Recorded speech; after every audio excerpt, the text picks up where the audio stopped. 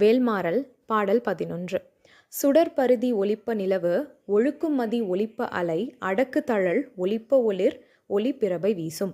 இந்த பாடலினுடைய பொருள் என்ன அப்படின்னு பார்த்தீங்கன்னா, ஒளி மிகுந்த சூரியன், உலகத்துக்கே ஒளி தரக்கூடிய சூரியன் வேலோட ஒளியை பார்த்து இது நம்ம விட ரொம்ப பிரகாசமாக இருக்குன்னு சொல்லி தோற்று போய் ஒளிந்து கொள்ளுமா.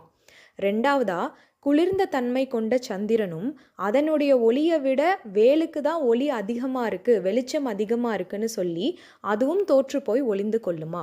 மூன்றாவதா, உலகத்தில் இருக்க சமுத்திரத்துக்கு அடியில் வடவாமுக அக்னின்னு ஒன்று இருக்குது. அதாவது வடவை முகம் கொண்ட அக்னி, பெண் குதிரையின் முகம் கொண்ட அக்னி. அந்த அக்னி ஒவ்வொரு யுகத்தின் முடிவிலும் வெளியில் வந்து உலகத்தை அழித்து விட்டு போகுமா. அந்த அக்னிக்கு இருக்கக்கூடிய வெளிச்சத்தை விட முருகனின் வேலுக்கு அதீத வெளிச்சமும் ஒளியும் இருக்கிறதுனால அதுவும் பயந்து தோற்று போய் ஒளிந்து கொள்ளுமா. ஸோ நம்ம முருகனின் வேலுக்கு இருக்கக்கூடிய அதீத வெளிச்சத்தை இங்கே இந்த பாடலில் சொல்கிறாங்க.